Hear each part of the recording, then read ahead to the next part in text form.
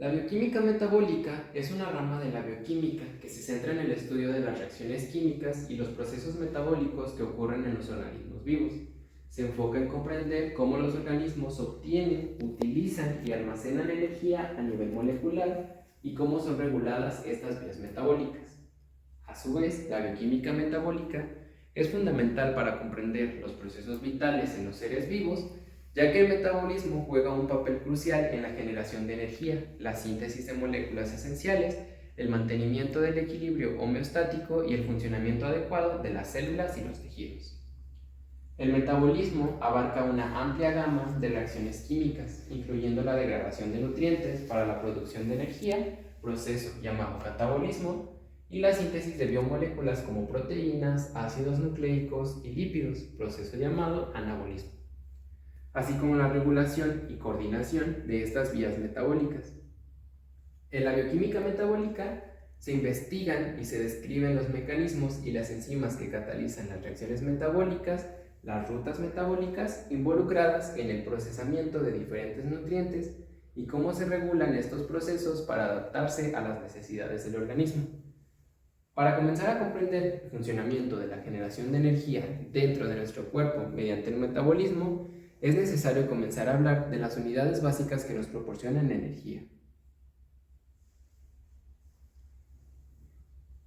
Comenzando por los aminoácidos, como su nombre lo implica, los aminoácidos son moléculas orgánicas que contienen un grupo amino NH2 en uno de los extremos de la molécula y un grupo ácido carboxílico en el otro extremo. Observamos que están unidos por un carbono quiral conteniendo el grupo amino y el ácido carboxílico. Los aminoácidos son las unidades que forman a las proteínas, sin embargo, tanto estos como sus derivados participan en funciones celulares tan diversas como la transmisión nerviosa y la biosíntesis de porfirinas, purinas, pirimidinas y urea. En general, los aminoácidos están constituidos por un carbono alfa, al cual se unen un grupo funcional amino y uno carboxilo, un hidrógeno y un grupo R lateral. Las diferencias entre los aminoácidos se deben a la estructura de sus grupos laterales o radical. Todos los aminoácidos que se encuentran en la naturaleza tienen la configuración estereoquímica L, mientras que los aminoácidos sintéticos, por lo general, se encuentran como la mezcla racémica de los isómeros L y D, ubicándose del lado izquierdo el grupo de mayor prioridad, en este caso el amino, y del lado derecho obtenemos el grupo de mayor prioridad, sigue siendo el amino.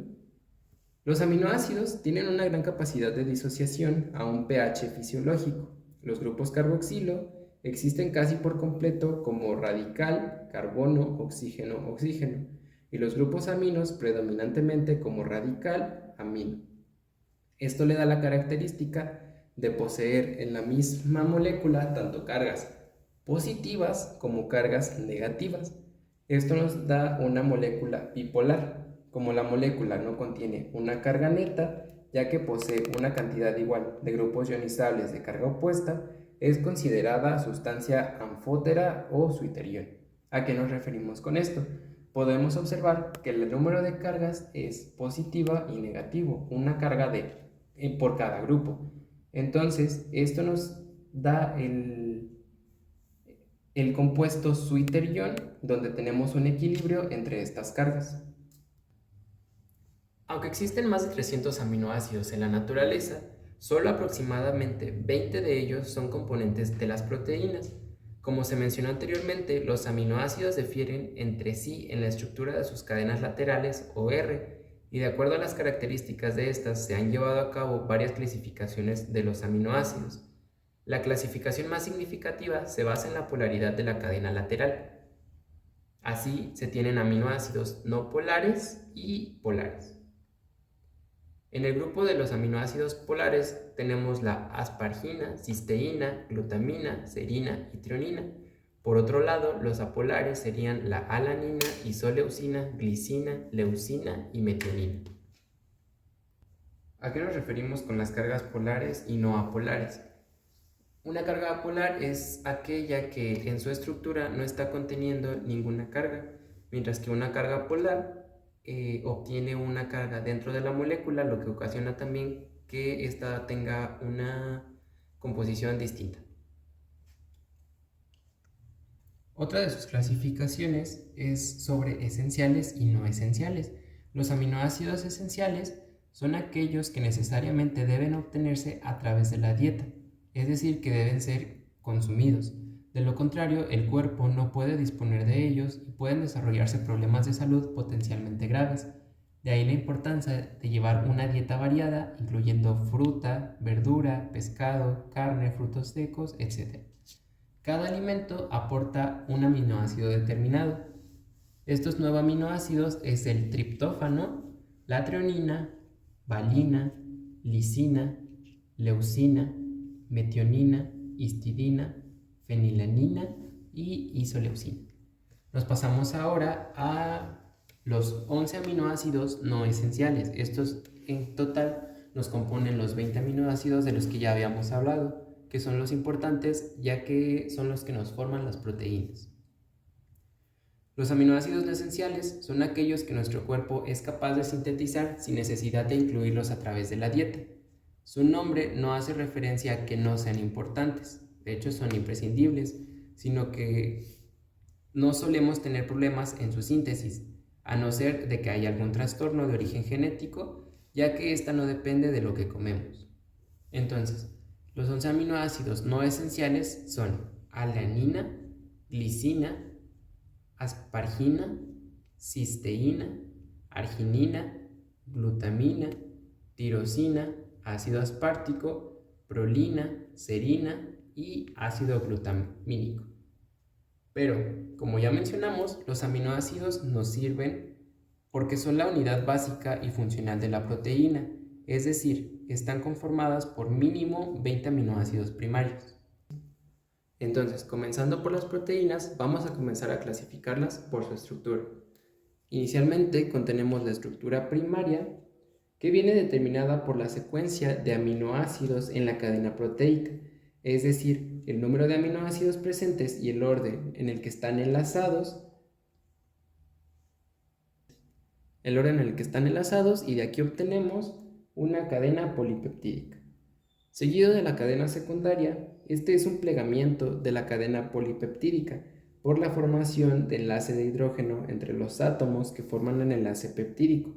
Un ejemplo es la queratina presente en las uñas y el pelo.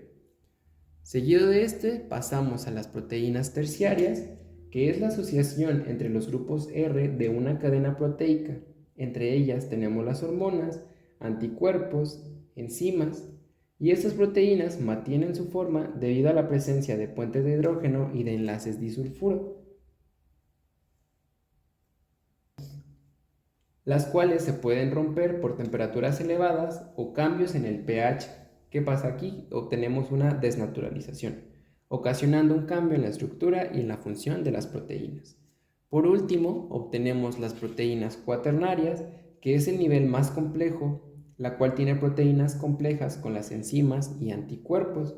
Esta representa algunas proteínas constituidas por más de una cadena peptídica. Entre los ejemplos tenemos la lana y la hemoglobina. Pero, ¿y cómo se unen los aminoácidos para formar las proteínas?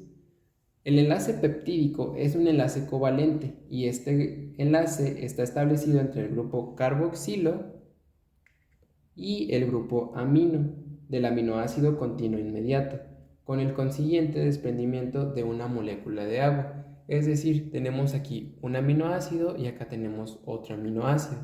Al tenerlos juntos, el oxígeno jala la fuerza para obtener el hidrógeno, liberando una molécula de agua, y entonces tenemos libre el enlace carbono-nitrógeno. Es aquí donde se forma el enlace peptídico.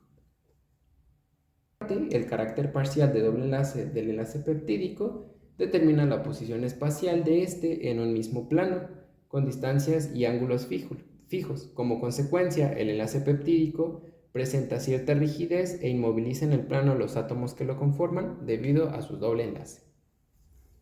Entonces, recapitulando, en las proteínas obtenemos proteínas estructurales que nos proporcionan soporte y estructura a las células y tejidos, como la queratina, presente en las uñas y la capa externa de la piel. Tenemos a su vez las proteínas enzimáticas, que son proteínas que catalizan reacciones químicas en el organismo.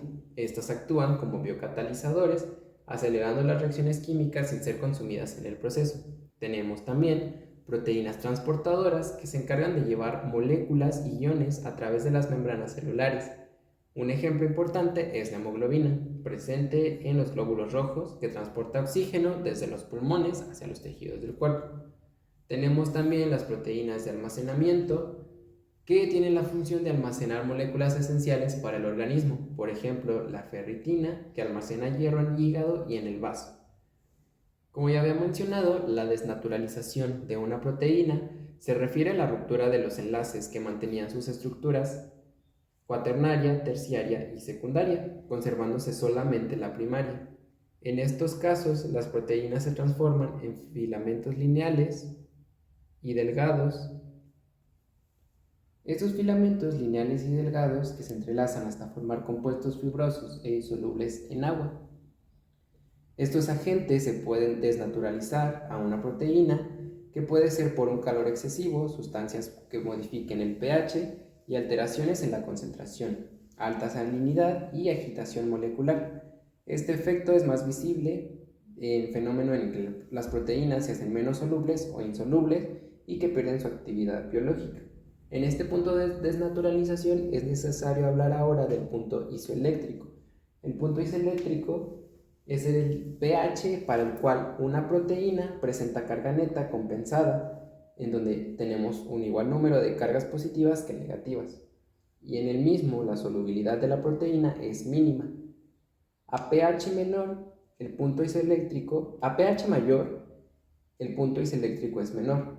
La carga que presenta la proteína es negativa y a pH menor, el punto isoeléctrico es mayor, por lo que la carga será positiva. En esta gráfica podemos observar cómo el pKa1 del grupo amino y el pKa2 del grupo carboxilo nos dan un pH en donde tenemos el punto isoeléctrico, ya que es aquí donde obtenemos la estabilización de ambos pKas y donde tenemos las cargas balanceadas. Las enzimas son proteínas especializadas que actúan como catalizadores biológicos, acelerando las reacciones químicas que ocurren en los organismos vivos. Las enzimas muestran alta especificidad en su función catalítica. Cada enzima está diseñada para interactuar con un sustrato en específico o un grupo de sustratos relacionados, encajando de manera precisa en su sitio activo. Las enzimas son altamente eficientes y pueden aumentar la velocidad de una reacción química en millones de veces. Esto se debe a su capacidad para reducir la energía de activación requerida para la reacción, acelerando así la formación del producto. Las enzimas pueden catalizar tanto reacciones directas de sustrato a producto como de producto a sustrato. Esto significa que pueden participar en procesos de síntesis y degradación según las necesidades celulares. Las enzimas están sujetas a diversos mecanismos de regulación para controlar su actividad. Estos incluyen la modulación de su expresión génica, acción de moléculas reguladoras y la modificación posttraduccional como la fosforilación o la metilación. Las enzimas no son consumidas durante una reacción, lo que las hace altamente reutilizables. Una vez que han catalizado una reacción, pueden participar en otras reacciones y seguir cumpliendo con su función. Como ya habíamos mencionado anteriormente, cada enzima tiene un rango óptimo de pH y temperatura, en el cual muestra su máxima actividad catalítica. Las variaciones significativas en estas condiciones pueden afectar su estructura y función, disminuyendo su actividad. Este es el mecanismo de actividad de una enzima, donde tenemos un sustrato que es captado por la enzima, luego obtenemos el complejo enzima-sustrato, y una vez que se ha llevado a cabo su proceso, la enzima va a liberar los productos. El sustrato se une al sitio activo de la enzima a través de interacciones químicas como puentes de hidrógeno, fuerzas de Van der Waals y enlaces iónicos. Esta unión es altamente específica y depende de la forma y carga del sustrato, así como de la conformación del sitio activo de la enzima. La formación del complejo enzima-sustrato se lleva cuando se une a la enzima y es facilitado en donde la enzima puede inducir a cambios en la estructura del sustrato, facilitando así la reacción química. Este mecanismo de actividad puede ser visto sobre dos maneras, que es el mecanismo de Michaelis-Menten y Lineweaver-Burke. En el modelo de Michaelis-Menten, esta es una descripción matemática de la cinética de las reacciones enzimáticas y se basa en los siguientes supuestos. La formación del complejo enzima-sustrato es rápida en comparación con la velocidad de reacción enzimática. La concentración de la enzima permanece constante durante la reacción. Entonces, la concentración de la enzima permanece constante durante la reacción. La reacción es reversible y puede haber descomposición del complejo enzima-sustrato.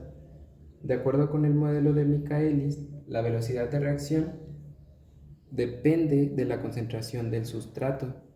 Tenemos aquí la velocidad y aquí el sustrato, y de los parámetros cinéticos de la enzima, como la constante de velocidad máxima, Vmax, que es la velocidad máxima que puede tener la enzima, y la constante de Michaelis, Km. La ecuación de Michaelis-Menten es velocidad es igual a velocidad máxima por el sustrato sobre Km por el sustrato, donde velocidad es la velocidad de la reacción enzimática a medida que la concentración del sustrato se aproxima a Km, la velocidad de reacción alcanza la mitad de su velocidad máxima. En el modelo de Lineweaver-Burke, esta herramienta es comúnmente utilizada para analizar la cinética enzimática, también conocida como doble recíproca. La gráfica de Lineweaver-Burke se construye mediante la inversión de la ecuación de Michaelis-Menten, obteniendo una línea recta que describe la relación entre la velocidad de la reacción y la concentración del sustrato. La ecuación de Lineweaver-Burke se expresa como 1 sobre V igual a Km sobre Vmax por 1 sobre la concentración del sustrato más 1 sobre Vmax. En esta ecuación, 1 sobre la velocidad representa el inverso de la velocidad de la reacción, mientras que 1 sobre S representa el inverso de la concentración del sustrato. Km es la constante de Michaelis y Vmax es la velocidad máxima de la reacción. La gráfica de Lineweaver-Burke es una representación lineal de la ecuación anterior, con 1 sobre V en el eje de las ordenadas y 1 sobre S en el eje de las X, abscisas. Al trazar los puntos experimentales y ajustar una línea recta a los datos, se pueden obtener los valores de Km y Vmax. La intersección de la línea con el eje 1 sobre V da el valor de 1 sobre Vmax y la intersección de la línea con el eje X proporciona el valor de 1 sobre Km. A su vez, esta gráfica nos permite visualizar de manera más clara y precisa la cinética enzimática y proporciona información sobre la afinidad de la enzima por el sustrato Km y la capacidad máxima de la enzima para catalizar la reacción Vmax. Además, también puede revelar posibles inhibiciones o interacciones con otros compuestos que alteren la cinética enzimática. Pasando ahora al lado de los inhibidores, tenemos una inhibición competitiva. El inhibidor se parece al sustrato y por lo tanto compite con él por el sitio de unión en el centro activo de la enzima. Entonces, ¿qué pasa aquí? El inhibidor se une al centro activo bloqueando la interacción del sustrato con el sitio de unión. El inhibidor puede ser superado mediante un exceso de sustrato, por tanto esta inhibición es reversible. Y a su vez disminuye la afinidad de la enzima por el sustrato. En la gráfica podemos observar que a medida que la afinidad disminuye, el valor de la Km aumenta, ya que se requiere una mayor concentración de sustrato para obtener la velocidad media máxima. Sin embargo, la Vmax no es modificada. Pasando ahora con la inhibición no competitiva, el inhibidor no tiene una forma similar a la del sustrato, porque se une e inhibe la enzima fuera del centro activo, normalmente en el sitio alostérico. Así pues, el sustrato puede seguir uniéndose al centro activo, pero no se convierte debido a la unión adicional del inhibidor. La inhibición no competitiva puede ser reversible o irreversible. El exceso de sustrato no desplaza al inhibidor. Entonces, el número de complejos enzima-sustrato funcionales disminuye. Esto disminuye la Vmax, mientras que la Km sigue siendo la misma. Pasando a la última de las inhibiciones, que es la inhibición acompetitiva. Esta es una forma rara de inhibición enzimática caracterizada por la unión específica en el complejo enzima-sustrato. El inhibidor también se une fuera del centro activo, pero solo si el complejo enzima-sustrato ya está formado. Aquí podemos observar cómo tenemos la enzima y el sustrato juntos y el inhibidor se une a un lado de la enzima. El resultado es un cambio conformacional reversible y por tanto la inactivación de la enzima. Esto impide la liberación del sustrato del sitio de unión.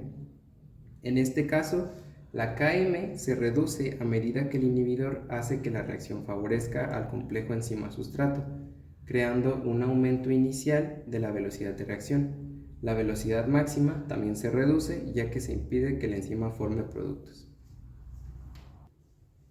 Por otro lado, las coenzimas son la mayoría de las reacciones bioquímicas del organismo donde están reguladas por enzimas. Las coenzimas son compuestos orgánicos que facilitan la acción de las enzimas y pueden unirse temporal o permanentemente a una enzima. Las coenzimas pueden catalizar reacciones, pero no con la misma eficacia que cuando están unidas a una enzima. Estas están estrechamente o covalentemente unidas a las enzimas que se denominan grupos protésicos. Las coenzimas que están más débilmente asociadas a las enzimas pueden describirse como cosustratos, y estas pueden realizar varias funciones, como ayudar en las reacciones de acoplamiento energético intracelular, actuar como transportadores de átomos de hidrógeno, electrones o grupos químicos, como el NADH, que actúa como transportador de electrones, y facilitar las reacciones asociándose con los sustratos enzimáticos en los sitios activos de la enzima. Las coenzimas pueden ser derivados de vitaminas, como las vitaminas B y la vitamina C. Por ejemplo, la coenzima A, CoA, es un transportador de grupos acilo que es clave para el metabolismo. Procede del ácido pantoténico, donde la propia vitamina C es un cofactor de las hidroxilasas, con la excepción de la vitamina C. El resto de las vitaminas debe modificarse para actuar como coenzimas, donde son consistentes en metabolitos como el ATP, que está compuesta por nucleótidos. Las enzimas alostéricas son un tipo especial de enzimas que regulan la velocidad de las reacciones químicas de manera cooperativa, es decir, su actividad se modula mediante la unión de moléculas reguladoras a sitios distintos del sitio activo de la enzima. Las enzimas alostéricas tienen un sitio alostérico, también conocido como sitio regulador, ubicado en una región distinta al sitio activo. Este sitio puede unirse a las moléculas reguladoras llamados efectores alostéricos, que pueden ser tanto activadores como inhibidores. La unión del efector alostérico en el sitio alostérico induce cambios conformacionales en la enzima, lo que afecta su actividad catalítica. Estos cambios pueden aumentar o disminuir la velocidad de la reacción catalizada por la enzima. Las enzimas alostéricas muestran también una respuesta no lineal a la concentración del sustrato. Cuando la concentración del sustrato es baja, el efector alostérico puede aumentar la afinidad de la enzima por el sustrato, a lo que se conoce como cooperatividad positiva. Por otro lado, cuando la concentración del sustrato es alta, el efector alostérico puede disminuir la afinidad de la enzima por el sustrato, conocido como cooperatividad negativa. Las enzimas alostéricas desempeñan un papel crucial en la regulación de vías metabólicas al actuar como interruptores moleculares. Permiten una respuesta rápida y coordinada a los cambios en las condiciones del entorno celular. Esto garantiza que las reacciones metabólicas ocurran en el momento adecuado y a la velocidad necesaria para mantener el equilibrio y la homeostasis. Un ejemplo bien conocido de enzimas alostéricas es la enzima hexoquinasa, que regula la velocidad de la glucólisis. Otras enzimas alostéricas incluyen la enzima aspartato transcarbamilasa, involucrada en la síntesis de nucleótidos, y la enzima piruvato quinasa, que participa en la glucólisis.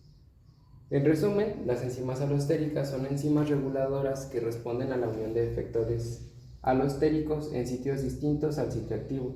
Estas enzimas muestran una respuesta cooperativa y juegan un papel importante en la regulación de vías metabólicas. La siguiente biomolécula son los carbohidratos, que también toman los nombres de hidratos de carbono, glúcidos, azúcares o sacáridos. Estas moléculas están formadas por tres elementos fundamentales, que es el carbono, el hidrógeno y el oxígeno. Este último en una proporción más baja, y su función principal en el organismo de los seres vivos es la de contribuir en el almacenamiento y en la obtención de energía de forma inmediata, sobre todo al cerebro y al sistema nervioso.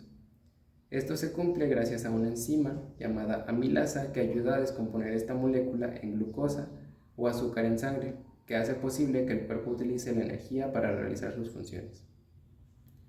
Respecto a su clasificación, existen 4 tipos en función de su estructura química, que son los monosacáridos, disacáridos, oligosacáridos y polisacáridos. Los monosacáridos son los más simples ya que están formados por una sola molécula. Esto los convierte en la principal fuente de combustible para el organismo y hace posible que sean usados como una fuente de energía y también en biosíntesis y anabolismo. Cuando un monosacárido termina con su doble enlace en la parte inicial o final de la molécula, obtendremos una aldosa, y cuando tenemos su doble enlace en unión carbono-oxígeno en el interior de la molécula, tendremos una hexosa. Los disacáridos son otro tipo de carbono que, como indica su nombre, están formados por 2 moléculas de monosacáridos. Estas pueden hidrolizarse y dar lugar a monosacáridos libres. Seguido de los oligosacáridos, que son carbohidratos con estructuras variables y pueden estar formados por entre 3 y 9 moléculas de monosacáridos, unidas por enlaces y que se liberan cuando se lleva a cabo un proceso de hidrólisis. Finalmente, los polisacáridos son cadenas de más de 10 monosacáridos cuya función en el organismo se relaciona normalmente con labores de estructura o de almacenamiento. Ejemplos de polisacáridos más comunes son el almidón, la amilosa, el glucógeno, la celulosa y la quitina. Pasamos ahora a los enantiómeros, donde, como ya discutimos, las formas D y L de un monosacárido son imágenes especulares no superponibles, denominadas enantiómeros. Para la derecha, cuando la prioridad de los grupos se mueve en sentido de las manecillas del reloj, obtenemos que el grupo de mayor prioridad es el OH, observamos que se mueve en este sentido y tendría una configuración D que hace referencia a dextro. Por otro lado, cuando se va en sentido contrario a las manecillas del reloj, tendremos una posición L que va hacia la izquierda, haciendo referencia a la palabra leer. El sistema RS describe la configuración estereoquímica absoluta. Si la prioridad de los grupos disminuye en dirección a las agujas del reloj, esta posición se denomina R, pero si disminuye del lado contrario, la posición será S. Ahora, dentro de estas conformaciones de enantiómeros tenemos por otro lado los epímeros. Los epímeros varían solo en un sustituyente de sus carbonos, es decir, que su carbono cambia su unión de posición, no toda la molécula de posición. Aquí observamos que en este carbono tenemos el grupo radical del lado izquierdo y un hidrógeno del lado derecho, mientras que del otro lado, en el lado izquierdo, tenemos un hidrógeno y del lado derecho un radical. Este cambio en la estructura nos puede dar características diferentes sobre la molécula. Entonces, sobre las estructuras tenemos también 3 maneras de representarlas. La proyección de Fischer es la estructura más desarrollada, donde observamos cada carbono y cada oxígeno. La proyección de Howard son proyecciones que se llevan a cabo en anillos de 6, y por otro lado la proyección de la silla tenemos igual un ciclo de 6 carbonos, pero no tenemos unos enlaces completamente lineales. Entonces aquí podemos observar moléculas distintas y no solo los hexágonos. Por otro lado, las glucoproteínas. Muchas proteínas tienen cadenas de oligosacáridos o polisacáridos unidas a ellas de forma covalente. Con esto podemos decir que los oligosacáridos y las proteínas pueden unirse para formar glucosa y proteínas de 2 maneras, en la que los glucanos con enlaces oxígeno se unen a través de los grupos hidroxilo de trionina o serina, y los glucanos con enlaces nitrógeno a través de los grupos amino de la aspargina. Finalmente, podemos concluir sobre los hidratos de carbono, que son compuestos que tienen la molécula estereoquímica CH2O o derivados de los mismos. Estos son un producto importante para la fotosíntesis y la oxidación, donde se proporciona una fuente de energía principal para las plantas y animales. Dado que la mayor parte de los monosacáridos tienen múltiples centros quirales, estos sacáridos se encuentran en pares de enantiómeros, como ya mencionamos, en imágenes especulares de diastereoisómeros múltiples. Los monosacáridos pueden ser aldosas o cetosas, como ya antes mencionamos. La mayor parte y los más importantes son aldosas del tipo D, es decir, que tienen su sustituyente más principal del lado derecho y que contienen 5 carbono o más. Se encuentran principalmente en forma de anillos, que es la furanosa, y de 6, como el caso de la piranosa. Estos proceden de la información de una meseta al interno de estos anillos, donde existe una forma de números alfa o beta y presentan también múltiples conformaciones. Otra de las estructuras son los lípidos, correspondientes a las biomoléculas, que están formadas básicamente por carbono e hidrógeno y generalmente contienen oxígeno, pero en porcentajes mucho más bajos. También pueden contener fósforo, nitrógeno y azufre. Este grupo de sustancias son heterogéneas, que solo tienen en común dos características. Son insolubles en agua y solubles en disolventes orgánicos como éter, cloroformo y benceno. Ahora bien, pasando a otra estructura, tenemos los ácidos grasos. Estos son los lípidos más sencillos, que son también componentes de otros muchos lípidos más complejos. Su estructura básica ilustra el modelo general de los lípidos, que se ha descrito ante un grupo carboxilato hidrófilo unido a un extremo de una cadena hidrocarbonada. Muchos de los ácidos grasos importantes que existen en la naturaleza están insaturados, es decir, que contienen uno o varios dobles enlaces. Los ácidos grasos saturados podemos observar que tienen una conformación lineal, mientras que los ácidos grasos insaturados contienen un doble enlace, lo que provoca que la molécula tenga una ligera desviación en su ángulo. Pero bien,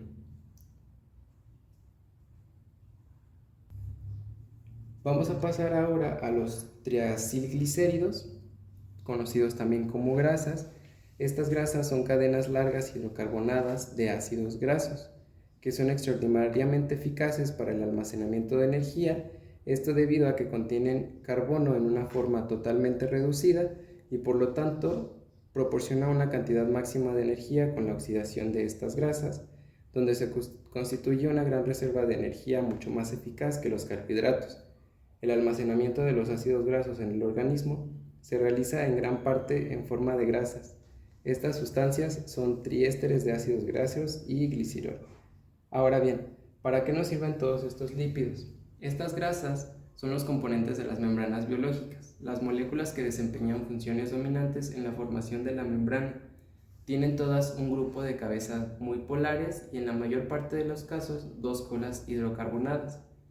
Por otro lado, tenemos los glicerofosfolípidos, que son la principal clase de fosfolípidos que existe en la naturaleza. ¿A qué nos referimos con esto?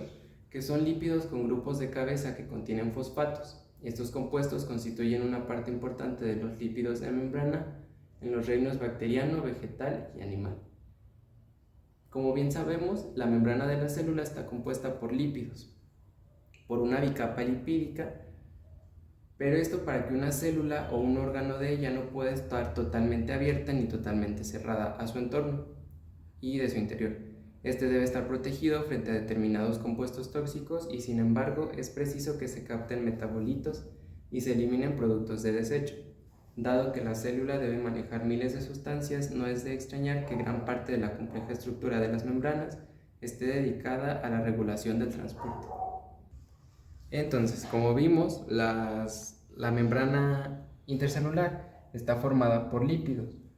Y como mencionamos, esta no está ni completamente abierta ni completamente cerrada porque necesita ingresar moléculas desde el interior al exterior y del exterior al interior. Entonces aquí entramos a otro concepto que es el transporte pasivo, donde hay una difusión.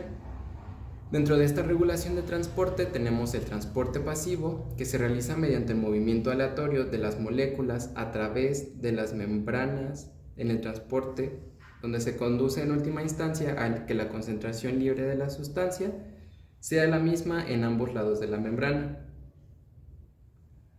La difusión acelerada es debido a que muchas sustancias el transporte lento que proporciona la difusión pasiva es simplemente insuficiente para las necesidades funcionales y metabólicas de las células, y es preciso encontrar medios para aumentar la tasa de transporte. El transporte en contra del gradiente de concentración resulta útil en muchos procesos bioquímicos, pero en algunas situaciones es imprescindible de que las células o los compartimentos celulares sean capaces de transportar sustancias en contra de gradientes de concentración. Este transporte se denomina transporte activo, donde evidentemente para bombear iones en contra del gradiente es necesaria una fuente de energía libre de algún tipo. Por ejemplo, algún tipo de transporte activo es el mantenimiento de los gradientes de sodio y potasio a través de las membranas plasmáticas de las células. A pesar de que el ion sodio y el ion potasio pasan muy lentamente a través de las membranas, mediante difusión pasiva, estas desigualdades acabarían por desvanecer sin un mecanismo que tuviera la entrada de potasio y la salida de sodio. Este movimiento se realiza mediante la acción de la bomba sodio-potasio. Las subunidades alfa intervienen directamente en el proceso de transporte y son enzimas que hidrolizan ATP. El cambio de energía libre que se produce en esa reacción se emplea para impulsar el transporte. Aquí vemos el ejemplo que se mencionaba, donde tenemos fuera de la célula los iones sodio, estos entran al citosol y la bomba de potasio pasa por los mismos canales de potasio incrustados en la membrana y estos salen al exterior de la célula. Pasamos ahora con el primer mecanismo de la glucosa, que es la glucólisis. Esta es una serie de reacciones que extraen energía de la glucosa al romperla en dos moléculas de 3 carbonos llamados piruvato.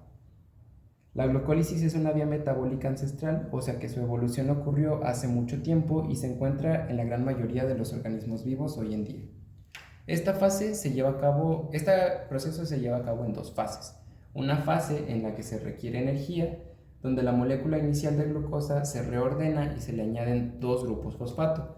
Los dos grupos fosfato causan inestabilidad de la molécula modificada y esta ahora es una fructosa 1,6-bifosfato, lo que permite que se divida en dos mitades y forme dos azúcares fosfatados de 3 carbonos. Pasamos después a la fase en la que se libera energía, donde esta fase cada azúcar de 3 carbonos se convierte en otra molécula de 3 carbonos, que es el piruvato, mediante una serie de reacciones. Estas reacciones producen dos moléculas de ATP y una de NADH. Dado que esta fase ocurre dos veces, una por cada dos azúcares de 3 carbonos, resultan 4 moléculas de ATP y 2 de NADH en total. Comenzando por la primera fase, en el requerimiento de energía, un grupo fosfato se transfiere del ATP a la glucosa y la transforma en glucosa 6-fosfato, que es más reactiva que la glucosa, y la adición del fosfato retiene la glucosa dentro de la célula, porque la glucosa con un fosfato es incapaz de atravesar por sí sola la membrana. Este proceso se lleva a cabo por la enzima hexoquinasa. Después de la glucosa 6-fosfato, convertimos en su isómero fructosa 6-fosfato por medio de la fosfoglucosa isomerasa. De la fructosa 6-fosfato se transfiere un ATP a un ADP, en donde vamos a obtener después de este producto una fructosa 1,6-bifosfato por medio de la enzima fosfofructoquinasa. Entonces, una vez generada la fructosa 1,6-bifosfato por la fosfofructoquinasa, la fructosa 1,6-bifosfato se rompe para generar dos azúcares de 3 carbonos, la dihidroxiacetona fosfato y el gliceraldehído 3-fosfato. Estas moléculas son isómeros el uno del otro, pero solo el gliceraldehído 3-fosfato puede continuar directamente con los siguientes pasos de la glucólisis. En el paso 5, la dihidroxiacetona fosfato se convierte en gliceraldehído 3-fosfato por medio de la enzima triosafosfato isomerasa. Entonces esta enzima al final se convierte el DHP en gliceraldehído 3-fosfato. Pasamos ahora sí a la segunda fase de liberación de energía, donde ya obtuvimos el gliceraldehído proveniente del hidroxiacetona fosfato. Entonces ahora este proceso se va a llevar por dos. Entonces estas semireacciones ocurren simultáneamente. La oxidación de gliceraldehído 3-fosfato y la reducción del NAD+ en NADH y un protón. La reacción en general es exogénica y libera la energía que luego se usa para fosforilar la molécula, lo que forma un 1,3-bifosfoglicerato.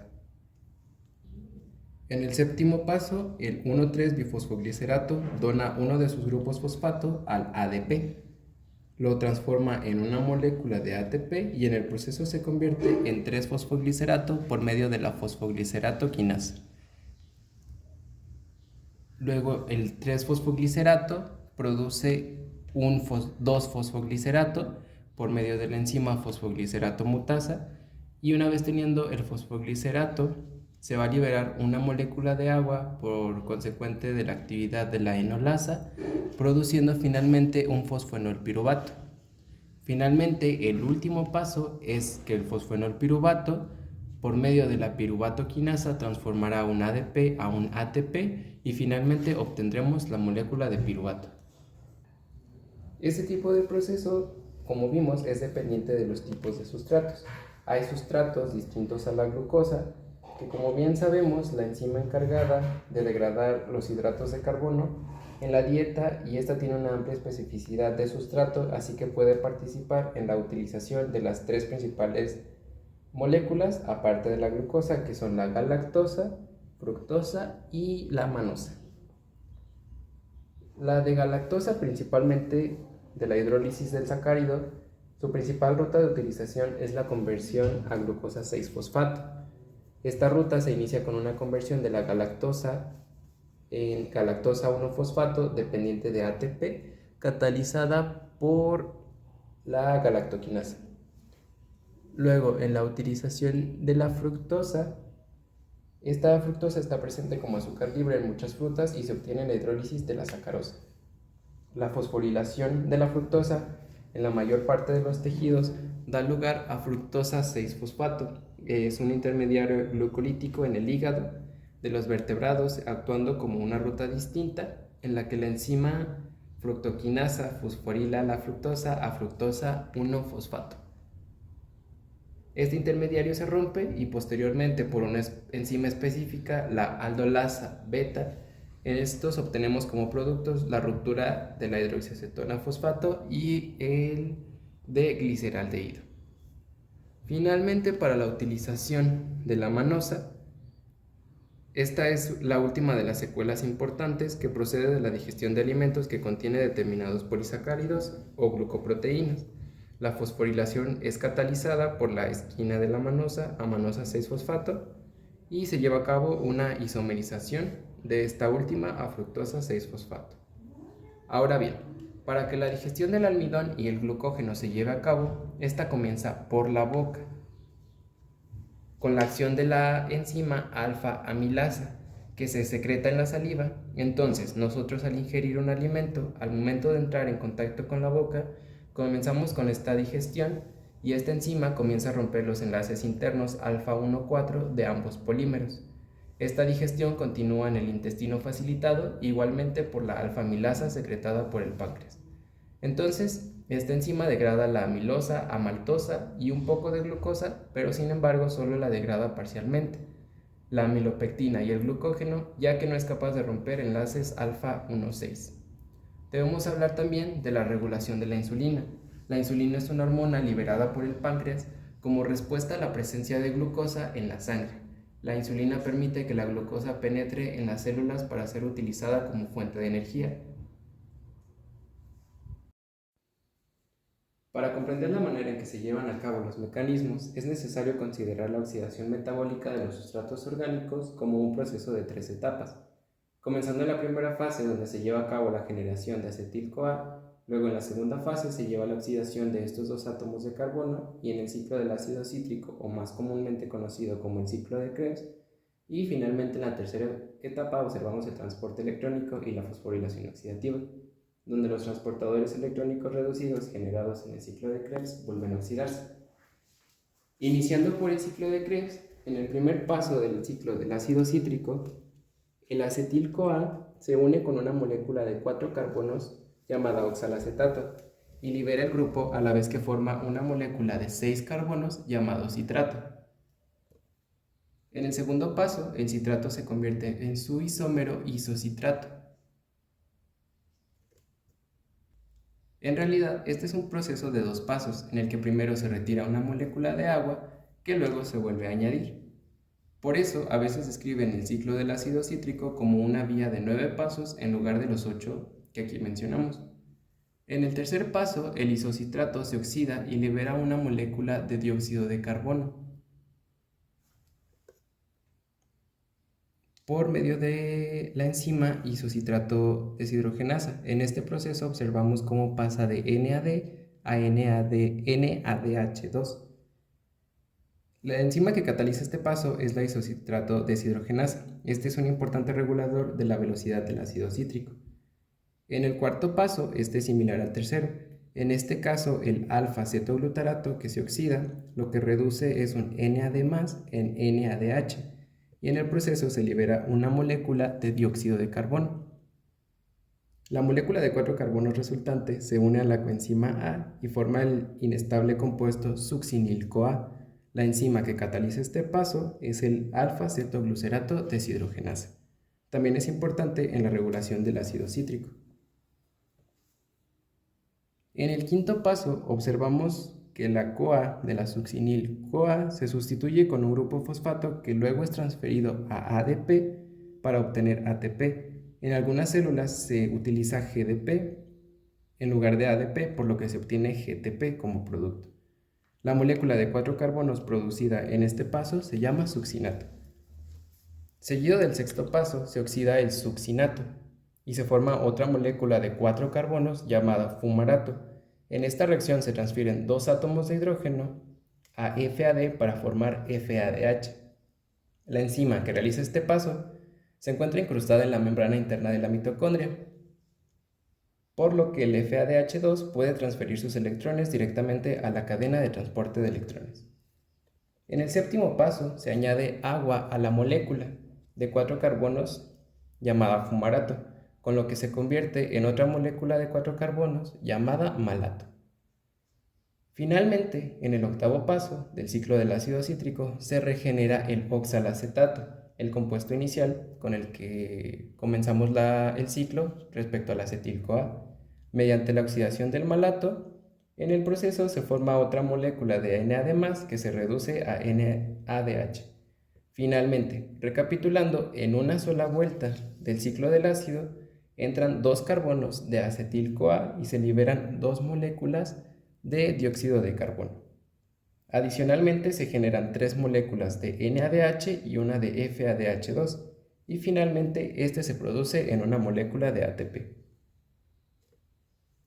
Hay que recordar que esta cifra se lleva a cabo para 2 moléculas de acetil-CoA, que son las generadas por una sola molécula de glucosa, por lo que para obtener las cifras totales debemos multiplicar lo ya mencionado por 2. Seguido de la vía de pentosas de fosfato, también conocida como la vía de la hexosa monofosfato o la vía de la fosfogluconato. Esta es una serie de reacciones bioquímicas que ocurren en el citoplasma de las células. Esta vía es importante para la generación de pentosas, que son azúcares de 5 carbonos, y para producir equivalentes reducidos de nicotinamida adenina, dinucleótido fosfato o comúnmente conocido como NADPH, que son necesarios para diversas funciones celulares. A continuación, vamos a seguir con las etapas de la vía de pentosas de fosfato. Iniciamos por una molécula de glucosa que comienza a disociarse en glucosa 6-fosfato por medio de la enzima hexoquinasa. En este proceso va a pasar a glucosa fosfogluconolactona por medio de la glucosa 6-fosfato deshidrogenasa, y en este proceso se va a liberar un NAD para producirse un NADH. Con el producto de la fosfogluconolactona vamos a pasar a una glucosa fosfogluconato, en donde habrá una adición de agua por medio de la enzima lactonasa. Finalmente, el último paso es obtener una ribolosa 5-fosfato, en donde un NADP se convertirá en NADPH y se liberará dióxido de carbono. Lo anterior mencionado fue la fase oxidativa. Debemos recordar que la vía de pentosas de fosfato se lleva a cabo por una reacción redox.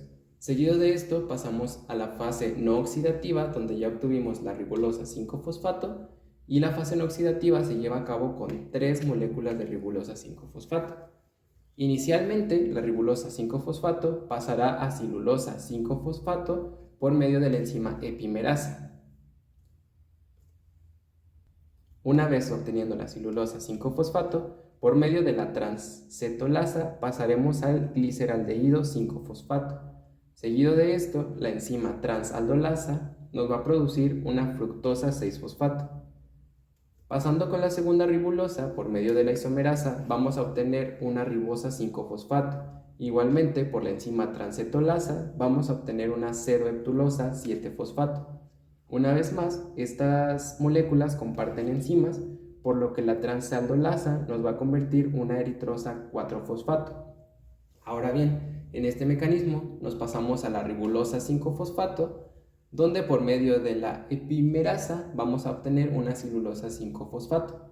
Una vez que obtuvimos la silulosa 5-fosfato, por medio de la transcetolasa vamos a obtener un gliceraldehído y una fructosa 6-fosfato. ¿Qué obtenemos de aquí? Al obtener las 2 moléculas de fructosa 6-fosfato y una de gliceraldehído, estas 3 moléculas pueden ser pasadas para ir directo a la glucólisis. Ahora vamos a pasar a la fosforilación oxidativa. Este mecanismo se lleva a cabo por la razón en la que necesitamos oxígeno. Esto es para que las células puedan usar esta molécula durante la fosforilación oxidativa. La etapa final de la respiración celular.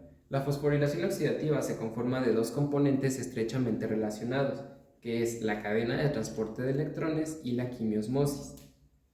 En la cadena de transporte de electrones, los electrones se transportan de una molécula a otra y la energía liberada cuando se transfieren los electrones se utiliza para formar un gradiente electroquímico. En la quimiosmosis, la energía almacenada en el gradiente se utiliza para sintetizar ATP. La fosforilación es un proceso complejo que ocurre en las mitocondrias y es fundamental para la generación de ATP, la principal fuente de energía en las células. Comenzando por el transporte de electrones, este proceso comienza con la transferencia de electrones a través de la cadena de transporte, que consta de una serie de complejos proteicos 1, 2, 3 y 4, ubicados en la membrana interna de la mitocondria. Los electrones son transferidos desde donadores de NADH a FADH2 hacia receptores finales, como el oxígeno molecular, y durante este proceso los electrones se transportan de un complejo a otro, liberando energía en cada paso. Ahora, este proceso bombea protones. A medida que los electrones se transfieren a través de la cadena de transporte de electrones, se bombean protones, que son los iones hidrógeno, desde la matriz mitocondrial hacia el espacio intermembrana. Esto nos crea un gradiente de concentración de protones y un gradiente electroquímico a través de la membrana interna de la mitocondria. El proceso comienza con la reducción de NADH a NAD+. De aquí obtenemos 2 electrones que serán ingresados por el complejo 1. En el complejo 1, esta es nuestra matriz mitocondrial y esta es nuestra membrana, nuestro espacio intermembranal. Entonces, el hidrógeno se transporta a través del complejo, llevando los protones hacia la matriz, hacia el espacio intermembranal. Seguido de esto, continuamos con un electrón en el complejo 2, donde en el complejo 2 obtenemos un FADH por medio de un FAD. Aquí vamos a observar una relación donde obtenemos el succinato y el fumarato. Como bien mencionamos en el ciclo de Krebs, necesitamos de FAD para pasar de succinato a fumarato. por lo que podemos observar cómo el FAD es obtenido por parte de la fosforilación oxidativa. Seguido de esto, en el complejo 2 pasamos por la coenzima Q. De la coenzima Q nos vamos a pasar al complejo 3, donde seguimos creando el gradiente de protones de hidrógeno a protones.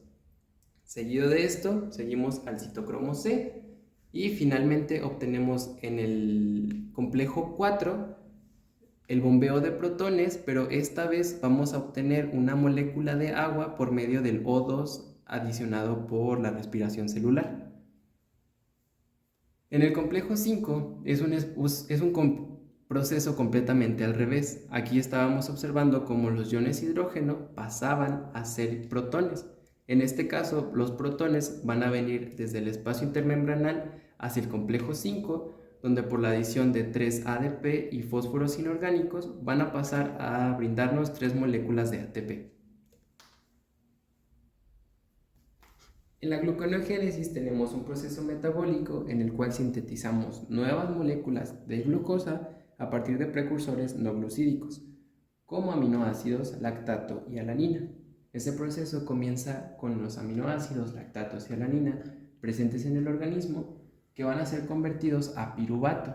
El piruvato se va a convertir en oxalacetato. Aquí tenemos un choque donde a partir del propionil-CoA también podemos obtener metilmalonil-CoA. De aquí obtenemos un succinil-CoA y volvemos a obtener el oxalacetato. Entonces tenemos 4 precursores que nos pueden brindar el oxalacetato, pero el propionil-CoA lleva a cabo otra ruta diferente a los aminoácidos, lactatos y alaninas.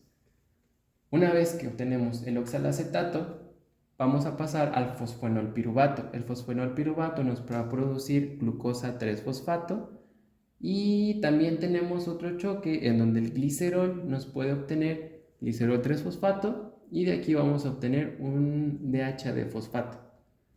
Una vez que tenemos estas dos moléculas nos pueden dar paso a una fructosa 1,6-difosfato que finalmente nos va a dar lugar a la glucosa.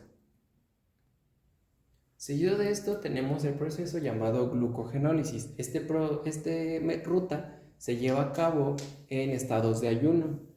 Es un proceso metabólico mediante el cual se descompone el glucógeno almacenado en el hígado y los músculos en unidades de glucosa para ser utilizadas como fuente de energía.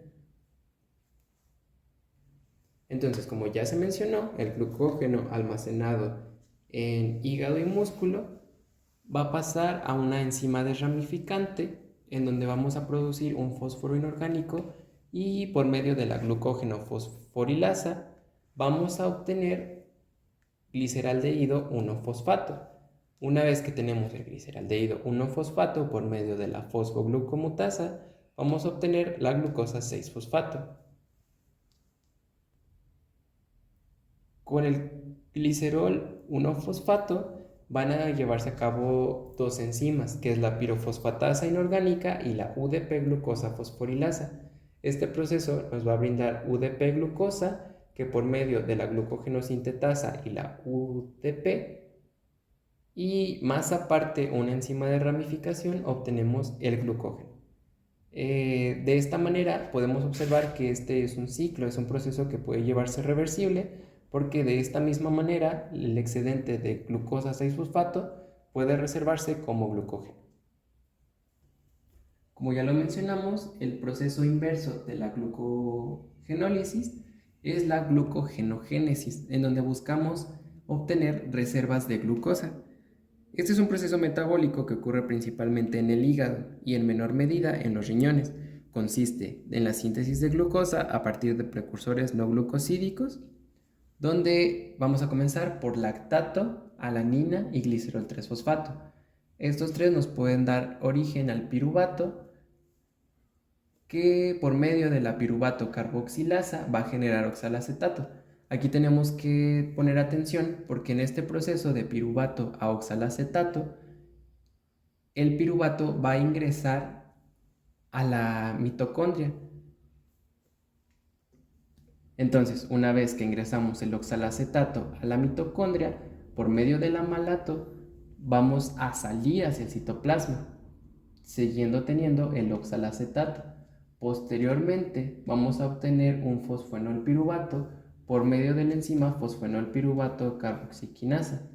En este proceso vamos a convertir un GTP a un GDP.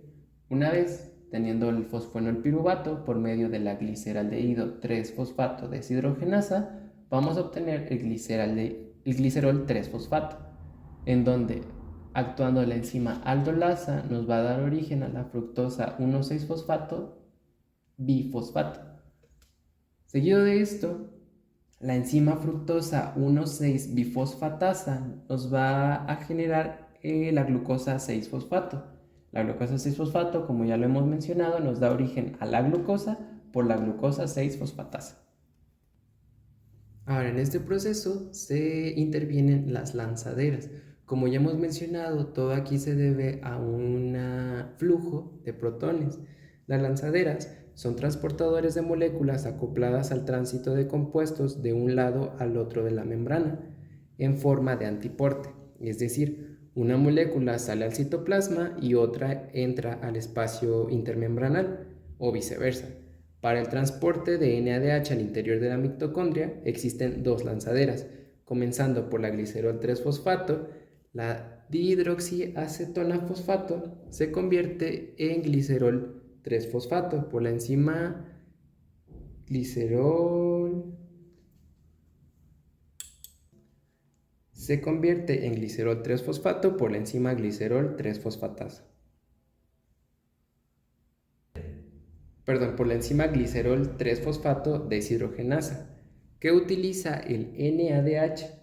El glicerol 3-fosfato se dirige al espacio intermembranal y es convertido nuevamente a DHP, pero ahora por la enzima glicerol 3-fosfato deshidrogenasa.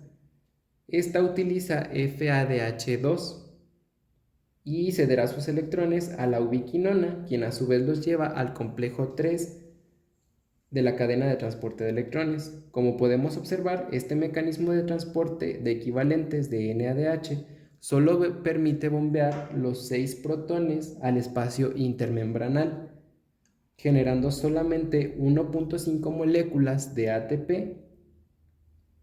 que en contraste con los 2,5 se pueden generar si el NADH cede sus electrones en el complejo 1. La lanzadera de glicerol 3-fosfato es usada principalmente por las células del cerebro y del músculo esquelético. Ahora, de este lado tenemos la lanzadera de malato aspartato. Esta es un poco más compleja que la de glicerol 3-fosfato, pero es más conveniente ya que nos permite generar 2,5 moléculas de ATP por cada equivalente de NADH transportado. La lanzadera del malato aspartato es más comúnmente usada por células del hígado y del corazón. En esta lanzadera, el NADH, originado en la glucólisis, se utiliza para reducir al oxalacetato y convertirlo en malato por medio de la enzima malato deshidrogenasa. El malato es introducido a la mitocondria por un cotransportador que expulsa una molécula de cetoglutarato. El malato dentro de la mitocondria es nuevamente convertido a oxalacetato por la malato deshidrogenasa, convirtiendo el NAD+ en NADH, que se puede dirigir a la cadena de transporte de electrones y donar sus electrones al complejo 1.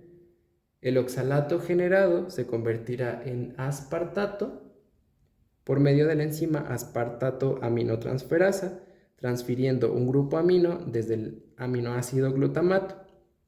El glutamato a su vez se convierte en cetoglutarato, que será usado para el cotransporte del malato.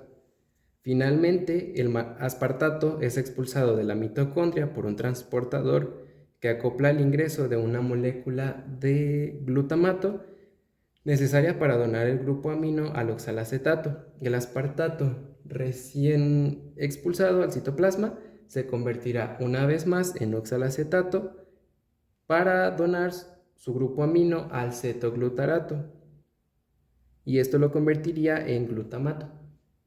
De esta manera se completa el ciclo y un nuevo equivalente de NADH puede ser transportado desde el citoplasma al interior de la mitocondria, y el oxalacetato inicial al donar su grupo amino para convertirlo en glutamato. Entonces, finalmente, al integrar todas estas rutas, tenemos un rendimiento energético máximo obtenido por la oxidación completa de la molécula de glucosa. En la glucólisis, en el citosol, se producen 2 ATPs y 2 NADHs. Los 2 ATPs pasan directo al producto neto y los 2 NADH se convertirán, según la lanzadera, en 4 o 6 ATP. Esto depende de la lanzadera glicerol 3-fosfato, donde se producen 4, y de la lanzadera malato-aspartato, donde se producen 6. En la fase aeróbica de la respiración, el ácido pirúvico acetil-CoA produce una molécula de NADH. Al multiplicarla por 2, obtenemos también 3 ATPs por 2. Entonces obtenemos un resultado neto de 6 ATPs. El ciclo de Krebs nos va a producir 2 ATPs, 6 NADHs y 3 FADH. Estos FADH serán convertidos a 2 ATPs por 2 igual a 4, y los 6 NADH serán convertidos a 9 ATPs por 2, 18 ATPs. Entonces finalmente obtendremos un rendimiento de 36 a 38 ATPs por molécula de glucosa. En conclusión, el metabolismo y sus vías metabólicas son fundamentales para el funcionamiento y la supervivencia de los organismos vivos. Estas vías metabólicas están intrincadamente interconectadas y reguladas para permitir la generación y utilización eficiente de energía, la síntesis y degradación de biomoléculas esenciales y el mantenimiento de la homeostasis. El metabolismo es un proceso dinámico y altamente regulado que involucra una amplia variedad de reacciones químicas en las células. Estas reacciones están catalizadas por enzimas específicas y ocurren en diferentes compartimentos celulares. Las vías metabólicas, como la glucólisis, la gluconeogénesis, la respiración celular, síntesis de proteínas y la lipogénesis, trabajan de manera coordinada para proporcionar a las células la energía y los bloques de construcción necesarios para el crecimiento, la reparación y el mantenimiento de los tejidos. Además, las vías metabólicas están estrechamente reguladas a través de mecanismos de retroalimentación, señalización celular y control enzimático para adaptarse a las condiciones cambiantes del entorno y las necesidades metabólicas del organismo. El desequilibrio en las vías metabólicas puede tener consecuencias negativas para la salud, como enfermedades metabólicas, trastornos del metabolismo de los nutrientes y trastornos genéticos. Por lo tanto, comprender y estudiar el metabolismo y sus vías metabólicas es crucial para avanzar en la investigación biomédica, el desarrollo de terapias y la promoción de la salud. Existen numerosas enfermedades del metabolismo, muchas de las cuales son trastornos genéticos hereditarios. Estas enfermedades se deben a deficiencias en enzimas o proteínas específicas que están involucradas en las vías metabólicas. Unos ejemplos de enfermedades es la fenilcetonuria, que es un trastorno en el cual el cuerpo es incapaz de descomponer completamente el aminoácido fenilalanina. Esto lleva a la acumulación de fenilalanina en sangre, que puede ocasionar un daño cerebral y problemas en el desarrollo si no se detecta y se trata tempranamente. Otra es la enfermedad de Tay-Sachs, que es un trastorno genético en el cual una enzima llamada exoaminidasa A no está presente o no funciona correctamente.